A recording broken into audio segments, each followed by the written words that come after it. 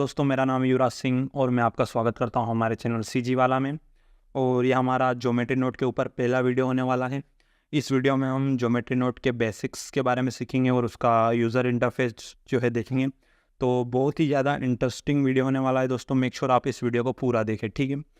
तो दोस्तों देखिए, ज्योमेट्री नोट जो है वो बहुत ही पावरफुल टूल है ब्लेंडर का, और इसकी मदद से हम बहुत ही बड़े बड़े इन्वायरमेंट और बहुत ही कॉम्प्लेक्स 3D मॉडल्स जो होते हैं वो बिल्कुल ही आसानी से और लेस टाइम में हम बना सकते हैं।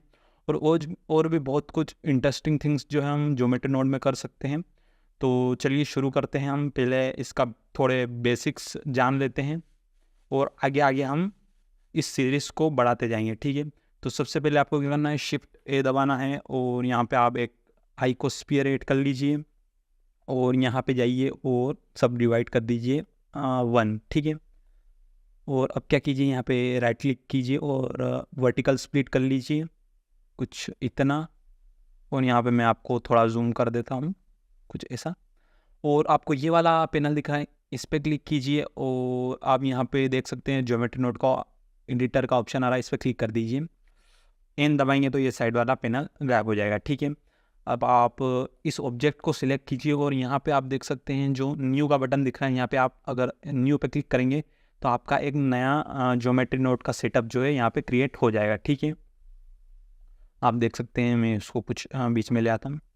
आप देख सकते हैं यहाँ पे ग्रुप इनपुट है और ग्रुप आउटपुट है, ठीक है। तो हम क्या करते हैं कि हम इन दोनों के बीच में कुछ नोट्स जो है लगाते हैं और वो नोट्स सारे कंपाइल होके और हमें जो है आउटपुट देते हैं और हमें आउटपुट यहाँ पे दिखाई देता है, ठीक है। जैसे कि मैं आपको बताऊँ तो हम शिफ्ट ए दबाएंगे और यहाँ पे सर्च करेंगे ट्रांसफॉर्म। तो आप देख सकते हैं ये ट्रांसफॉर्म ज्योमेट्री है, इसको आप क्लिक कीजिए और ड्रैग करके आप यहाँ पे बीच में छोड़ दीजिए। तो ये ट्रांसफॉर्म ज्योमेट्री का नोड यहाँ पे इन दोनों के बीच में अटैच हो जाएगा, ठीक है। अब यहाँ देख सकते हैं ट्रांसलेशन, रोटेशन और स्केल। ट्रांसलेशन आपसे आप क्या कर सकते हैं, इसे एक्स डायरेक्शन में मूव कर सकते हैं, वाई डायरेक्शन में मूव कर सकते हैं और जेड डायरेक्शन में मूव कर सकते हैं। और रोटेशन से आप इसे रोटेट कर सकते हैं, ठीक है, कुछ ऐसे और कुछ ऐसे, ठीक है। और स्केल से आप इसे बड़ा या छोटा जो है कर सकते हैं, ठीक है। और आप क्या कर सकते हैं कि इसे यहाँ से एनिमेट भी कर सकते हैं। जैसे कि मैं आपको अगर बताऊँ तो मैं इसको थोड़ा ऊपर ड्रैग करता हूँ और हम यहाँ अभी फर्स्ट की फ्रेम पे हैं, तो मैं देख सकते हैं इसके जेड जो एक्सिस है इस पर मैं ट्रांसफॉर्मेशन लगाऊंगा। तो आप यहाँ पे कोई भी वैल्यू कर दीजिए और राइट क्लिक करके इंसर्ट की फ्रेम कर दीजिए और फिर आप आगे जाइए और वैल्यू बढ़ाइए और यहाँ पे राइट क्लिक करके इंसर्ट की फ्रेम कर दीजिए और फर्स्ट की फ्रेम को शिफ्ट डी से कॉपी करके यहाँ पे ले आइए, ठीक है। तो ये एक लूप जो है बन जाएगा। अब आप देख सकते हैं ये कुछ ऐसे है, ठीक है।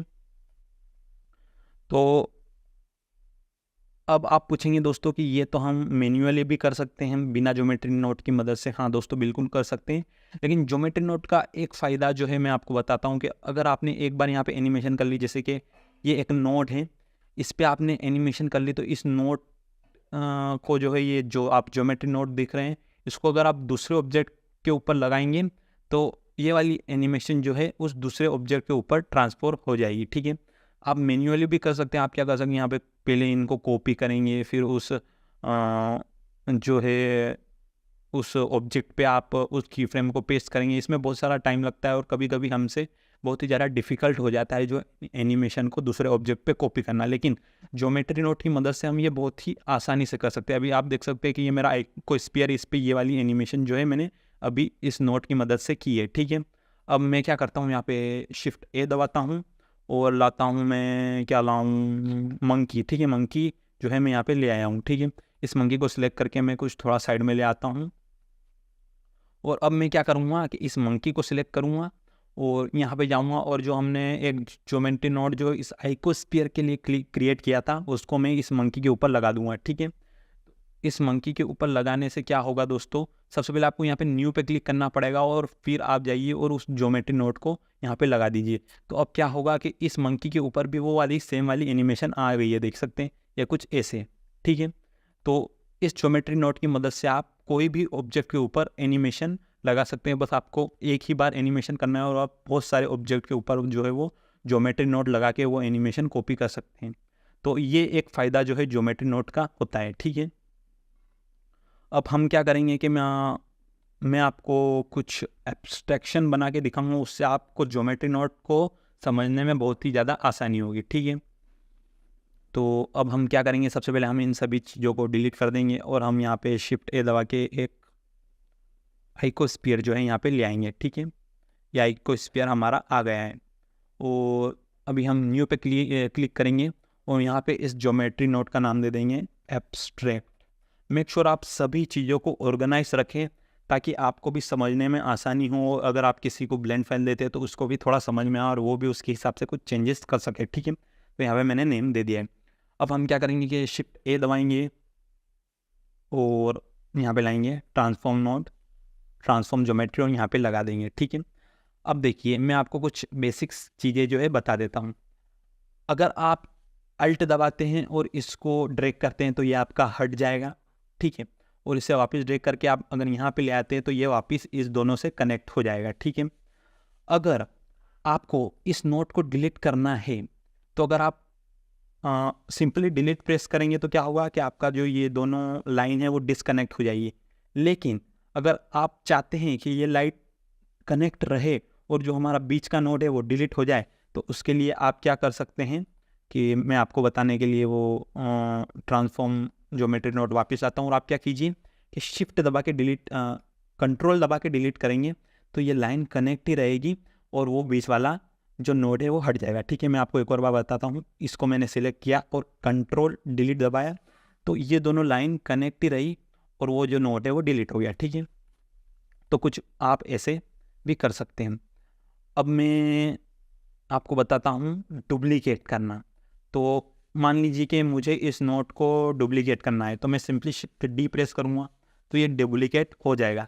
लेकिन अगर आप चाहते हैं कि आप इस नोट को डुप्लीकेट करें और ये लाइन कनेक्ट ही होनी चाहिए तो आप क्या कर सकते हैं, कंट्रोल शिफ्ट डी प्रेस कीजिए तो ये डुप्लीकेट हो जाएगा और ये वाली लाइन जो है वो कनेक्ट ही रहेगी, ठीक है। अब आप क्या कर सकते हैं कि अब मैं यहाँ पे कुछ वैल्यू को आगे पीछे करता हूँ, ठीक है। तो पहले ये जो है हमारा जो पहला आइकोस्फीयर है इसमें मैं कुछ चेंज नहीं करूँगा। मेरा जो दूसरा आइकोस्फीयर है इसमें मैं थोड़ा वाई एक्सिस पे चेंज करूँगा और जेड एक्सिस पे चेंज करूँगा और इसे मैं यहाँ पे कनेक्ट करूँगा। तो आप देख सकते हैं कि ये हमारा जो आइकोस्फीयर है अभी यहाँ आ चुका है, ठीक है। तो आप यहाँ पे कुछ ऐसे वैल्यू को थोड़ा डिफरेंट कर सकते हैं।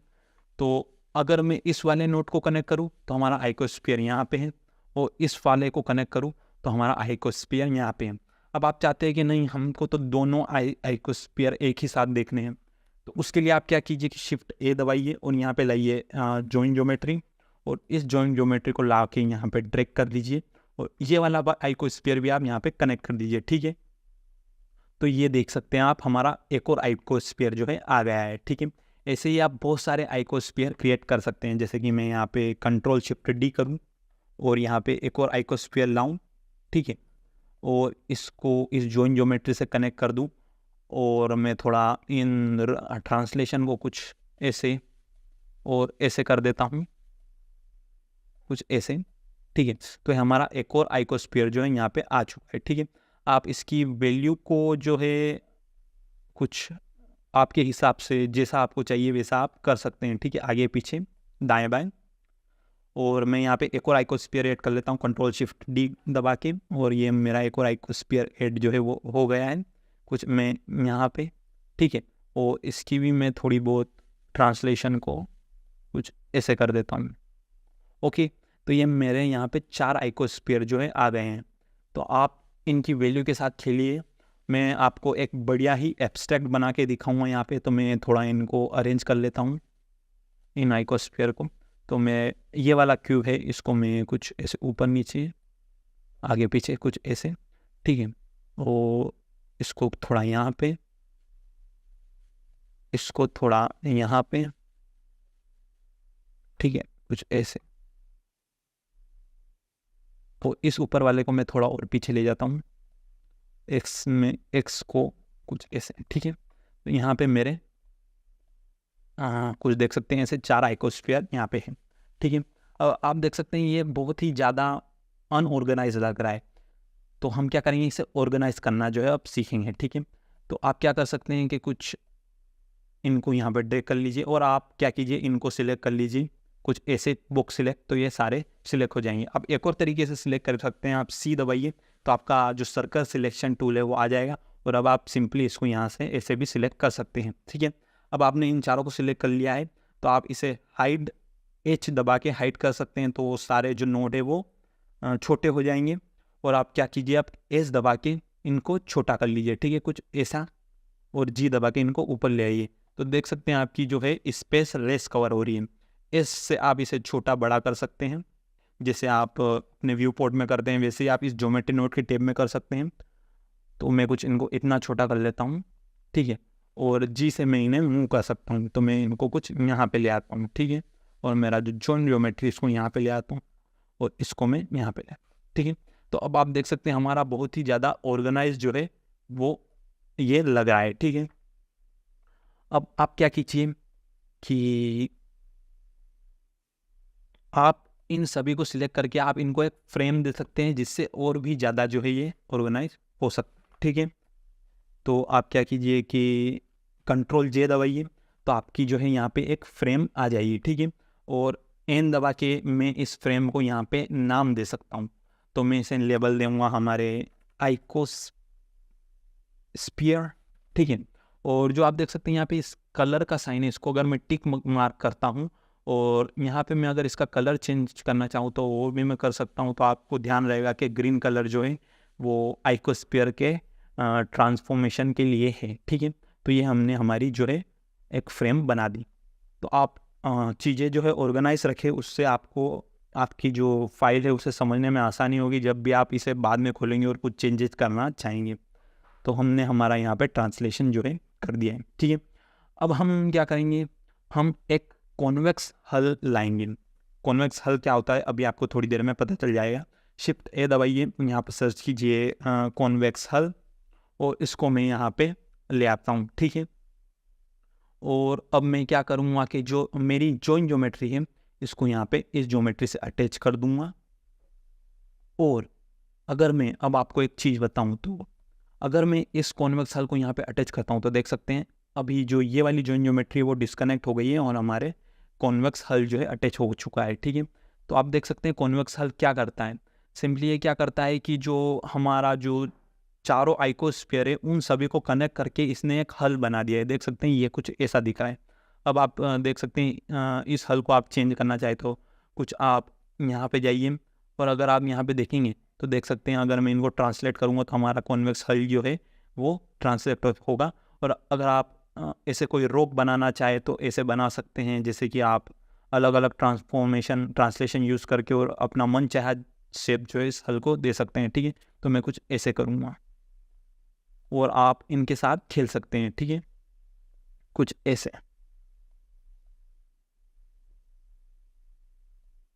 ठीक है। तो आपके हिसाब से आप इसे यहाँ पे अरेंज कर सकते हैं, ठीक है। तो आपने देखा अब कॉन्वेक्स हल क्या होता है। अब आप चाहेंगे कि यह कॉन्वेक्स हल जो है लाइनों में कन्वर्ट हो जाए। अभी क्या है कि हमारे जो आइकोस्फीयर है वो पूरी तरह छुप चुके हैं, वो हमें दिख नहीं रहे हैं, ठीक है। तो मैं चाहूँगा कि मुझे मेरे आइकोस्फीयर भी दिखे, तो आप क्या कीजिए कि सिंपली शिफ्ट ए दबाइए और यहाँ पे एक और जॉइन ज्योमेट्री ले आइए और इसको यहाँ पे कनेक्ट कर दीजिए, ठीक है। इस वाली जॉइन ज्योमेट्री को इस वाली जॉइन ज्योमेट्री से कनेक्ट कीजिए और ये जो कॉन्वेक्स हल है इसको इससे कनेक्ट कीजिए और ये ज्योमेट्री से ज्योमेट्री दोनों कनेक्ट कर दीजिए, ठीक है। तो सिंपली क्या होगा कि हमारे आइकोस्फीयर आ चुके हैं लेकिन वो अभी दिख नहीं रहे हैं। तो उनको देखने के लिए क्या करना पड़ेगा कि जो ये हमारा हल है ये अभी सॉलिड है, मतलब इसके आप कुछ फेसेस दे सकते हैं। हम इस सॉलिड को इस मेश को हम क्या करेंगे कि कर्व्स में कन्वर्ट करेंगे। कर्व्स मतलब लाइनें, ठीक है। तो शिफ्ट ए दबा के आप यहाँ पे सर्च कर सकते हैं मेश टू कर्व, ठीक है। तो आप देख सकते हैं मेश टू कर्व यहाँ पे आ चुका है। अगर मैं इसको यहाँ पे अटैच करूँ तो आप देख सकते हैं ये जो मेरा कॉन्वेक्स हल है वो अभी लाइनों में कन्वर्ट हो चुका है। लेकिन जब आप रेंडर करेंगे तो ये आपकी जो लाइनें हैं ये आपको रेंडर नहीं होगी, क्योंकि इन लाइनों में मैं कैसे समझाऊँ आपको, इन लाइनों में अभी कुछ मेश नहीं है। मतलब समझिए हमने पहले क्या किया कि हमारे कॉन्वेक्स हल को जो ये हमारा कॉन्वेक्स हल है ये एक मेश था, तो इसे कर्व में कन्वर्ट किया। लेकिन अब वो कर्व के ऊपर कुछ मतलब वजन नहीं है, मैं बोलूँ आपको, तो उस वजन से आपको कुछ दिखेगा नहीं। ठीक है, तो वजन डालने के लिए आप क्या कीजिए कि इस कर्व को अगेन आप मेश में कन्वर्ट कर दीजिए। पहले हमने कॉन्वेक्स हल जो हमारा मेश था उसे कर्व में कन्वर्ट किया, अब हम इस कर्व को अगेन मेश में कन्वर्ट करेंगे। तो शिफ्ट ए दबा के हम इसे मेश में कन्वर्ट करेंगे, तो कर्व टू मेश। ठीक है, हम यहाँ सर्च करेंगे कर्व टू मेश, तो हमारा नोट कहाँ पे है, कर्व टू मेश, ये रही है कर्व टू मेश। ठीक है, और इसको हम यहाँ पे ले आएंगे। तो सिंपली अब क्या हुआ कि जो हमारा जो कर्व था वो मेश में अगेन कन्वर्ट हो गया, लेकिन फिर भी हमें वो अभी रेंडर में नहीं दिखेगा, क्योंकि हमें क्या करना पड़ेगा कि इसका एक प्रोफाइल अटैच करना पड़ेगा। तो प्रोफाइल अटैच करने के लिए शिफ्ट ए, और आप यहाँ सिंपली कर्व सर्कल सर्च कीजिए, और ये जो हमारा कर्व सर्कल है इसे ले आइए और कर्व सर्कल को प्रोफाइल कर्व से अटैच कर दीजिए। देख सकते हैं जो हमारी जो लाइनें थी वो थिक हो चुकी है, अब उनमें कुछ वॉल्यूम है और हमें ये रेंडर में दिखेगी। ठीक है, तो अभी अगर आपको थोड़ा समझ में नहीं आ रहा है तो थोड़ा टाइम दीजिए, इसे आप ट्राई कीजिए, और जैसे जैसे टाइम बीतता जाएगा, जैसे जैसे आप मेरे वीडियो देखते जाएंगे और बहुत सारे वीडियो जो मैं लाऊंगा ज्योमेट्री नोट के ऊपर, तो उनसे आपको आसानी रहेगी ज्योमेट्री नोट को समझने में। ठीक है, तो अभी आप जाएंगे इस कर्व सर्कल पे, तो यहाँ पे मैं अगर इसकी रेडियस कम करूँ तो रेडियस क्या होगा, इसकी थिकनेस जो है, लाइनों की थिकनेस जो है वो कम होगी।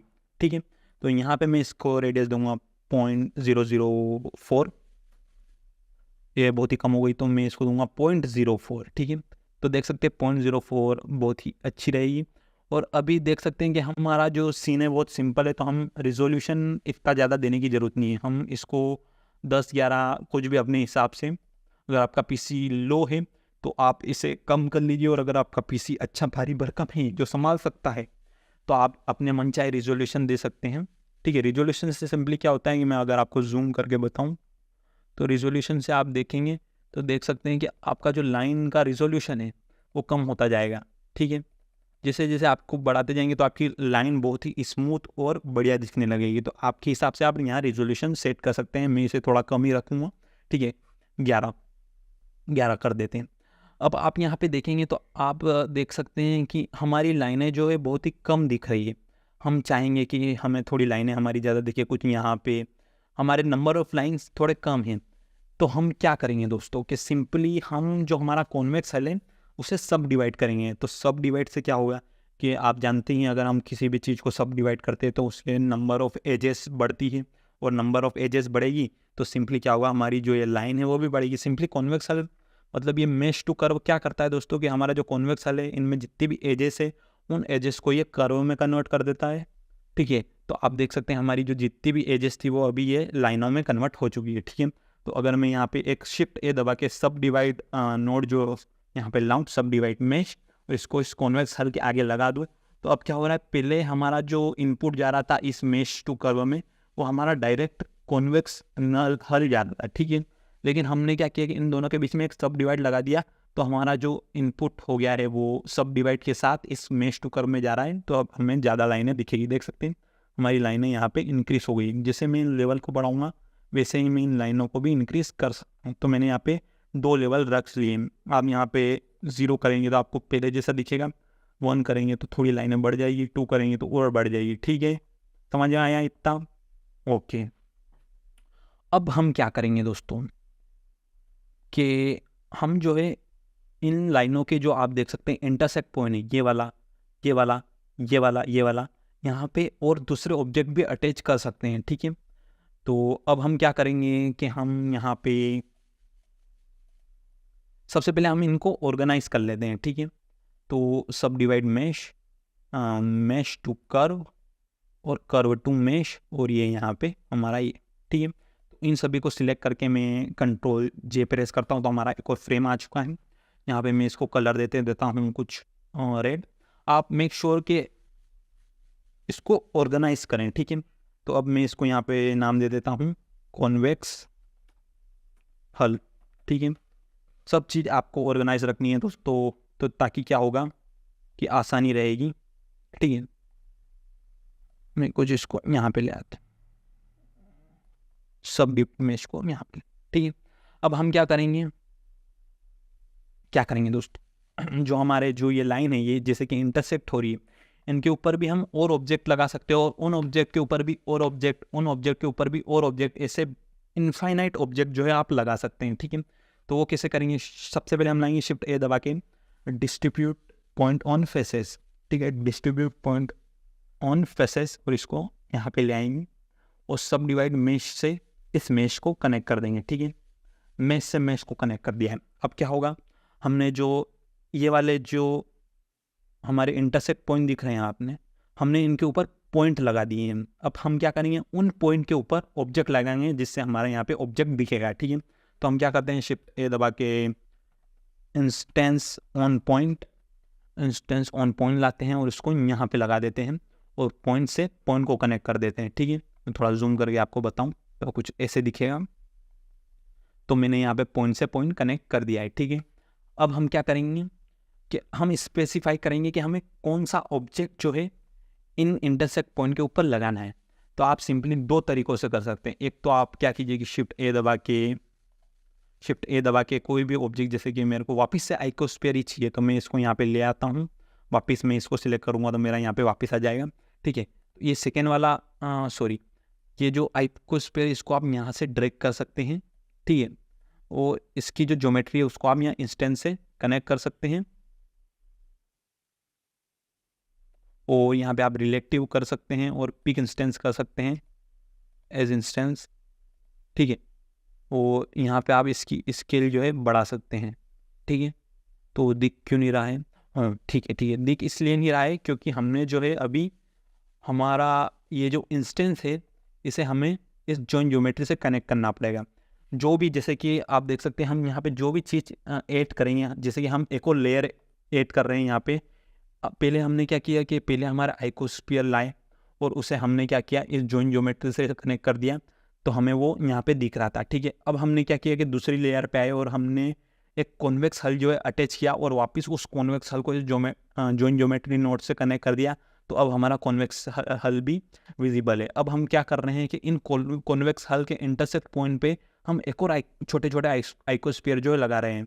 तो हमने वो लगा तो दिए हैं लेकिन वो दिख नहीं रहे हैं, तो देखने के लिए हमें क्या करना पड़ेगा, इसे जॉइंट ज्योमेट्री से कनेक्ट करना पड़ेगा। ठीक है, तो देख सकते हैं अभी ये बहुत ही ज़्यादा बड़े हैं, तो इनकी साइज़ को कंट्रोल करने के लिए हम क्या करेंगे, शिफ्ट ए दबाएंगे और यहाँ पर रैंडम वैल्यू लाएंगे। दोस्तों रैंडम वैल्यू क्या करता है दोस्तों, सबसे पहले आप इसकी वैल्यू को इस स्केल से अटैच कर लीजिए, और अब आप देखिए कि आपको मिनिमम साइज जो है इन आइकोस्फीयर की क्या चाहिए। ठीक है, और जो मैक्सिमम साइज़ है वो क्या चाहिए। ठीक है, तो देख सकते हैं कुछ ऐसी मिनिमम और मैक्सिमम, तो देख सकते हैं कि हमारे जो कुछ स्फीयर छोटे हैं और कुछ बड़े हैं, तो ये वैल्यू कहाँ से आई, ये इन दोनों की वैल्यू है, मिनिमम और मैक्सिमम इन दोनों के बीच की वैल्यू है, वो डाटा इस स्केल में गया और उसी तरह से ये छोटे और बड़े जो है आइकोस्फीयर हमारे ऐड हो चुके हैं। ठीक है, तो इस तरह से भी आप ऐड कर सकते हैं, और एक और में आप ज्योमेट्री नोट के अंदर से भी जो है आप ऐड कर सकते हैं। तो अभी मैं इस ऑब्जेक्ट इन्फो को डिलीट करता हूँ तो हमारे सारे वो गायब हो गए।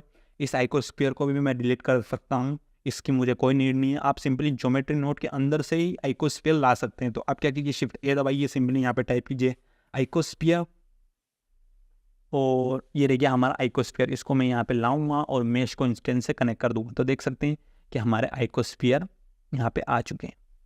बहुत ही आसान, बहुत ही सिंपल। अब आप देख सकते हैं कि अगर आपको इनकी क्वांटिटी ज़्यादा दिख रही है तो इनको आप यहाँ डेंसिटी से कंट्रोल कर सकते हैं। अगर आप कम डेंसिटी रखेंगे तो आपके कम आइकोस्फीयर दिखेंगे, ज़्यादा रखेंगे तो आपको ज़्यादा दिखेंगे। ठीक है, तो मैं यहाँ कुछ इतने रख लेता हूँ। ठीक है, अब मैं क्या करूँगा दोस्तों कि सिंपली मैं यहाँ पे इनकी मिनिमम और मैक्सिमम वैल्यू को एडजस्ट करूँगा। तो मिनिमम हमारे 0.1 साइज़ के रहने चाहिए और मैक्सिमम 0.3 है। ठीक है, अब मैं इनकी डेंसिटी भी थोड़ी यहाँ पे 2 कर देता हूँ। ठीक है, और अब हम क्या करेंगे कि जो ये हमारा आइकोस्फीयर है इनको भी हम कर्व में कन्वर्ट करेंगे। पहले ये देख सकते हैं हमारा जो ये आइकोस्फीयर है छोटे छोटे ये सॉलिड है, लेकिन हमें इनको कर्व में कन्वर्ट करना है। तो वो कैसे करेंगे, ठीक है। तो सिंपली हम क्या करेंगे कि इनको भी ऑर्गेनाइज कर देंगे, इन सबको सिलेक्ट करके कंट्रोल जे दबा के वो एन दबाऊंगा तो ये मेरा साइड का पैनल खुल जाएगा। फिर आप इसको यहाँ पे नाम दे दीजिए स्मॉल, कुछ भी आपके हिसाब से, आइकोस्फियर्स, ठीक है। वो यहाँ पे हमारा इसको एक कलर दे दीजिए जैसे कि ग्रीन कलर। तो ये हमारा ऑर्गेनाइज हो चुका है, ठीक है। तो इसको हमें क्या करना है हम कि कर्व में कन्वर्ट करना है। तो ये हमारा आइकोस्फियर है, पहले ये सॉलिड है, इस आइकोस्फियर को हमें कर्व में कन्वर्ट करना है। तो हमें कौन सा नोड चाहिए दोस्तों? Mesh to curve. तो हम वापस मैश टू कर्व यहाँ पे लाएंगे और हमारा मैश टू कर्व को हम यहाँ पे ले आएंगे, ठीक है। तो ये देख सकते हैं कि ये भी कर्व में कन्वर्ट हो चुके हैं, लेकिन अभी ये रेंडर में नहीं दिखेंगे। रेंडर में दिखाने के लिए मैंने आपको क्या बोला था कि इसको हमें कन्वर्ट करना पड़ेगा कर्व टू मैश में। कहाँ गया हमारा कर्व टू मैश, और इसको सिंपली यहाँ पे कनेक्ट कर देना है, ठीक है। तो अभी जो है वो दिख नहीं रहे हैं, उसके लिए हमें क्या करना पड़ेगा? एक प्रोफाइल अटैच करनी पड़ेगी। तो शिफ्ट ए और कर्व सर्कल, ठीक है। तो ये कर्व सर्कल हम यहाँ पे लाएंगे और इसको प्रोफाइल में अटैच कर देंगे। तो देख सकते हैं, वाह, आप देख सकते हैं बहुत ही ज़्यादा ब्यूटीफुल कुछ फ्लोवर टाइप जो है ये दिख रहे हैं, ठीक है। तो अभी आप क्या कर सकते हैं, इनकी यहाँ पे रिजोल्यूशन जो है आप कम कर सकते हैं। तो देख सकते हैं कि अगर हम यहाँ 0.1 रखेंगे तो कुछ आपके आइकोस्फियर कुछ ऐसे दिखेंगे, ठीक है। अब ये एब्स्ट्रैक्शन मैंने कुछ ऐसा बनाया है, आप देख सकते हैं बहुत ही ज़्यादा प्यारा दिख रहा है। अब यहाँ से इसकी रेडियस को बढ़ाएंगे तो ये इसकी रेडियस बढ़ जाएगी, ठीक है, कुछ ऐसे। आप आपके हिसाब से यहाँ पे कुछ कर सकते हैं, ठीक है। तो आपको जो अच्छा लगे वो कीजिए, आपकी क्रिएटिविटी यहाँ पे यूज़ कीजिए। जैसे कि ये भी अच्छा लग रहा है, वो ये भी अच्छा लग रहा है, ठीक है। तो सारे ही अच्छे लगेंगे, लेकिन आपकी क्रिएटिविटी यहाँ यूज़ कीजिए और आप यहाँ पे कुछ भी बना सकते हैं ज्योमेट्री नोट की मदद से, ठीक है। मैं इनको कुछ ऐसा रखता हूँ और अभी मैं क्या कर सकता हूँ कि इनकी डेंसिटी को थोड़ा और कम कर सकता हूँ, ठीक है। तो यहाँ पे मेरी डेंसिटी है, इसको मैं थोड़ा कम कर देता हूँ, ठीक है। और अब मैं क्या करूँगा कि इनकी ट्रांसफॉर्मेशन के साथ खेलूँगा, ठीक है। ये हमारी ट्रांसफॉर्मेशन है, इनके साथ अगर मैं कुछ इनको आगे पीछे करता हूँ तो देख सकते हैं कि कुछ ऐसे कर सकते हैं आप, ठीक है। तो आपको क्या करना पड़ता है कि बेसिकली अगर आप ऐसे मॉडलिंग करते हैं तो अगर आप कुछ भी चेंजेस करते हैं तो वो चेंजेस अभी आपको वापस से सभी के ऊपर करने पड़ेंगे। लेकिन ज्योमेट्री नोट का फ़ायदा क्या होता है दोस्तों? सिंपली वो अपने हिसाब से एडजस्ट हो जाएंगे। कुछ भी आपको चेंज करने हैं तो जिससे कि मैं यहाँ पे चेंज करता हूँ तो देख सकते हैं, इसको मैं लंबा ले जाऊँ तो देख सकते हैं कहीं भी ले जाऊँगा वो अपने हिसाब से एडजस्ट कर लेगा। लेकिन इससे अगर आपका जो बेसिक मॉडलिंग में ऐसा नहीं होता है, ठीक है, तो आप एक अच्छा एब्स्ट्रैक्ट जो है यहाँ पे बना सकते हैं, ठीक है। कुछ ऐसा करूँगा मैं अपने हिसाब से, आपकी क्रिएटिविटी लेवल यहाँ पे दिखाइए और अपने हिसाब से आप इसे एडजस्ट करिए, ठीक है।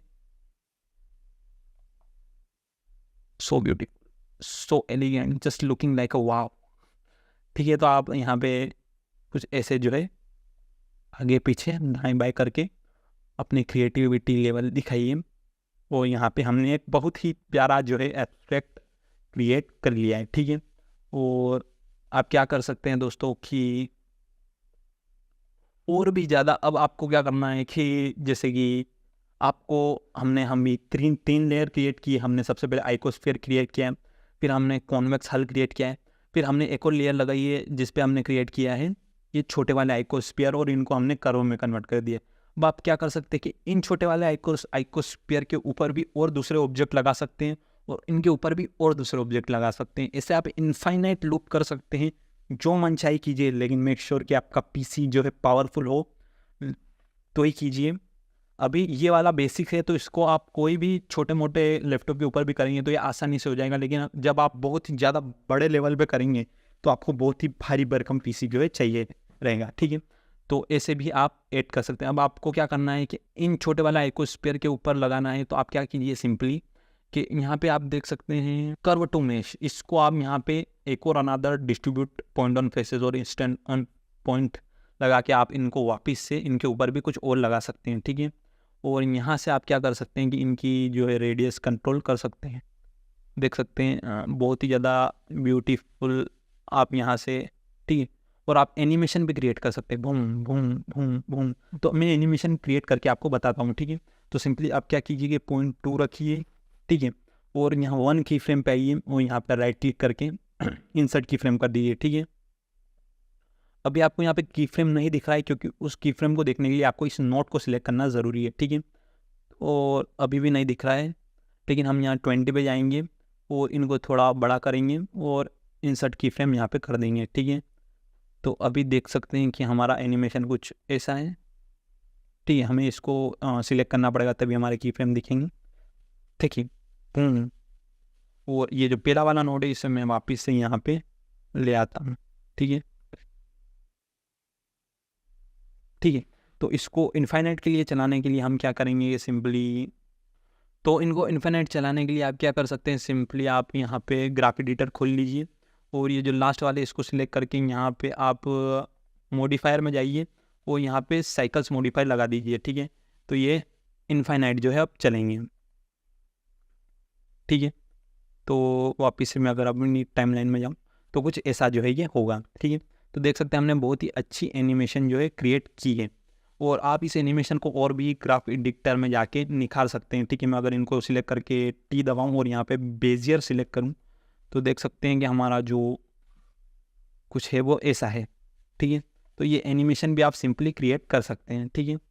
और एक और चीज़ मैं आपको बताता ऐसा हूँ, ठीक है। तो सिंपली अब मैं आपको ज्योमेट्री नोट की पावर बताने वाला हूँ। अब आप क्या कर सकते हैं, जैसे हमने ये हमारा एब्स्ट्रैक्ट बना लिया, अब हम जाते हैं नहीं यार हमारा जो ये आइकोस्फीयर है ये नहीं रखना है हमको रखना है कुछ टोरस या कुछ अदर ऑब्जेक्ट। तो सिंपली आप क्या कर सकते हैं दोस्तों, शिफ्ट ए दबाइए, मेश में जाइए, एक टोरस जो है यहाँ पे ले आइए, ठीक है। ये हमारा टोरस जो है यहाँ पे आ गया है, ठीक है। इसको आर से आप कुछ ऐसे कर लीजिए, रोटेट आर जेड से ऐसे, ठीक है। और आप इस ज्योमेट्री नोड में जाइए, एक न्यू ज्योमेट्री नोड क्रिएट कीजिए, सिंपली ये वाला ऑप्शन है ना तो दबाइए। और हमने जो अभी कौन सा ज्योमेट्री नोड क्रिएट किया था, एब्स्ट्रैक्ट नाम का, सिंपली अगर आप इस पर क्लिक करेंगे आप देख सकते हैं कि जो हमारा टोरस था उसके ऊपर ये वाला एब्स्ट्रैक्ट जो है लग चुका है, ठीक है। देख सकते हैं आप, कुछ नहीं किया मैंने, बस सिंपली जो हमने हमारे जो टोरस थे उनकी जगह हमने सिंपली हमारे आइकोस्फीयर थे उनकी जगह हमने सिंपली ये लगा दिया। अब आप एक और चीज़ यहाँ पे कर सकते हैं कि दोस्तों जो हमारी कॉन्वेक्स हल है उसकी साइज आप थोड़ी घटा दीजिए तो और ज़्यादा अच्छा लगेगा, ठीक है। तो मेरा कॉन्वेक्स हल कहाँ गया, ये रही हमारा कॉन्वेक्स हल। और शिफ्ट ए दबा के ट्रांसफॉर्मेशन ज्योमेट्री नोड में इसको यहाँ पे ले आऊँगा और जो इसकी तो हमें कुछ इसकी स्केल पे वैल्यू देनी पड़ेगी। हमें सिंपली क्या करना है, ये जो हमारा कॉन्वेक्स हल है इसके सामने हमें ट्रांसफॉर्म ज्योमेट्री नोड अटैच कर देना है। तो उससे आप क्या कर सकते हैं, सिंपली आपकी जो स्केल की वैल्यू उसको आप घटा बढ़ा सकते हैं, ठीक है। शिफ्ट ए दबा के अगर मैं यहाँ पे एक वैल्यू नोड लाऊं और इस वैल्यू नोड को इस स्केल से अटैच कर दूं तो अब आपकी जो कॉन्वेक्स हल है वो भी गायब हो चुका है क्योंकि आपकी जो वैल्यू है वो 0 है। जैसे जैसे मैं इस वैल्यू को बढ़ाऊंगा तो हमारा जो कॉन्वेक्स हल है उसकी साइज़ भी बढ़ती रहेगी, ठीक है। मैं इसकी साइज़ कुछ ऐसी कर देता हूँ, ठीक है। और अब आप और भी ज़्यादा अच्छी चीज़ें कर सकते हैं। वो आप क्या कर सकते हैं, आप चाहें तो आप हर एक आइकोस्फीयर की साइज़ भी घटा बढ़ा सकते हैं जिससे आपका जो एब्स्ट्रैक्शन है वो और भी अच्छा लगेगा, ठीक है।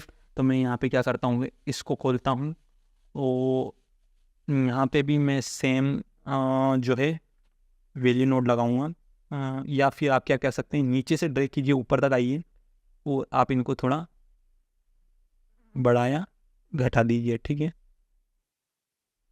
ठीक है।